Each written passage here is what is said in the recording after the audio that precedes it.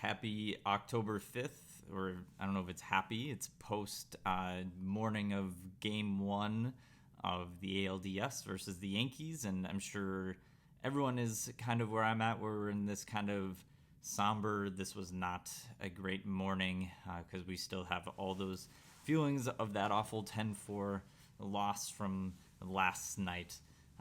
So here we are. I just got done running some things. It's a waste dump day where I get to drop a bunch of good things off for free, and I resisted taking any Twins stuff with me. I'm still cheering for them and rooting for them, think they have a chance, but I'd hope to leave some of the gross emotions I have about that game last night. But here we are. I had some quick reactions. Just wanted to put them on video quick. It was hard. I had the recap last night at Twins Daily, and it was just one of those ones that you just wanted to mail in. Didn't have to write the words, but so here are some thoughts. Leading, I think everything that people are talking about are some of those bullpen management things that happened last night, the decisions that were of what pitchers bring and where. It starts with Zach Littell, and I was going back and forth on Twitter last night a little bit, and this seems like one that people are very split on. And this is kind of my thought on it is the Twins are, as many people have said, are going to have to use Zach Littell in this series, and that's very true. I will admit in my recoil on using Zach Littell in that situation, some of it still had buried in my brain. I was thinking of the prospect Zach, who was primarily a starter and really wasn't a guy striking people out very much. It was a guy that would probably fit more of the old pitch to contact mold. But so I was looking up. He does have a pretty decent swinging strike rate, about 12.8% looks like this year on Fangraphs. So he's better than I thought. I would have liked to see him later in that kind of placed in a different spot of that lineup order. I didn't like him going up against that Judge Gardner Encarnacion group. I would have much rather seen Duffy there. So still would have preferred to see Duffy in that situation, but I'm maybe a little less hot about that decision than I was last night in the game. Granted, it's going to be tough anywhere in that lineup, but just feels like, especially Gardner and Encarnacion are two guys that it just seems like the Twins always struggle with, and they always get big hits against the Twins. Didi Gregorius, if we've slayed any part of the dragon, maybe we've at least slayed that part of the dragon. He didn't look like he has in the past, because he usually just destroys the Twins too. So maybe that's something positive to take from the game last night. Also, it just seemed like Rocco was maybe managing to save something for later, which I don't know if we can do that in a 5-game series. It feels like if you've got a team like the Yankees 3-3, or even early on with the lead, you've got to be managing in a way that you're winning now.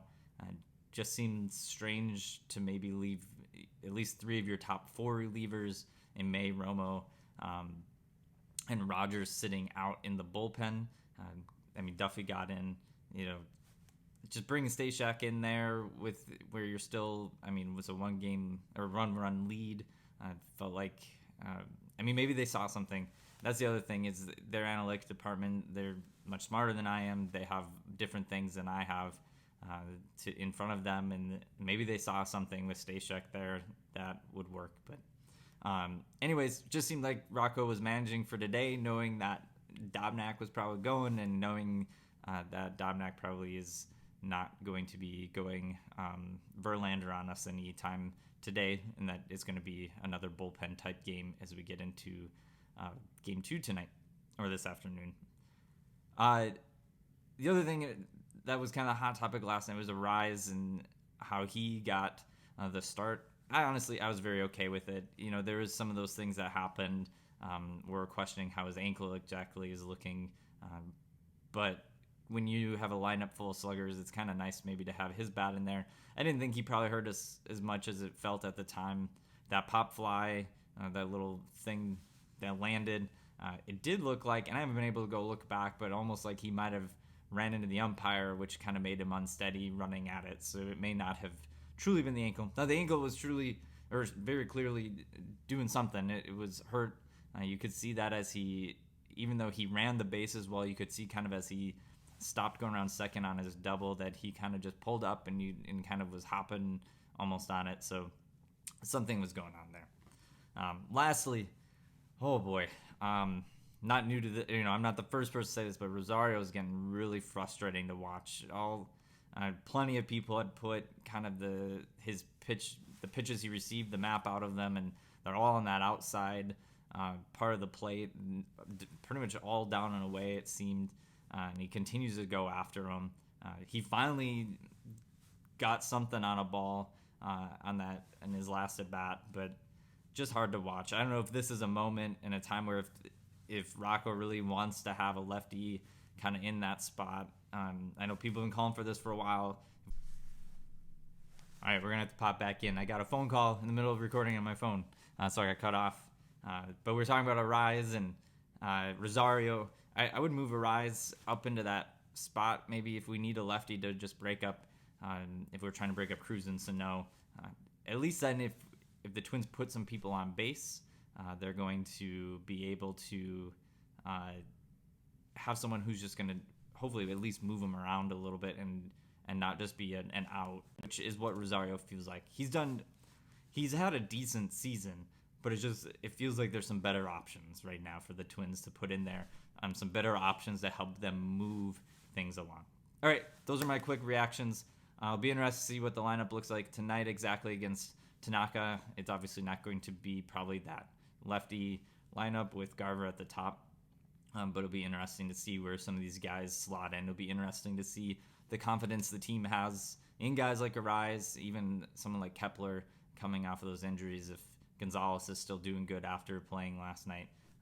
So we're hopefully in a couple hours or 8 hours or whatever, we'll be able to say that the series is tied 1-1. We're going back to the Twin Cities, and Odo's going to get the start and all those things, and life will be better. But right now, I think we're all feeling like the crummy, rainy weather that is at least outside my window this morning. So hope to hear from all of you. Feel free to reach out on Twitter or whatever it might be. Check things out at Left Field Gap. Also, make sure you're following Twins Daily over the series, because there's plenty of coverage and content going on there. Thanks, guys. Go Twins.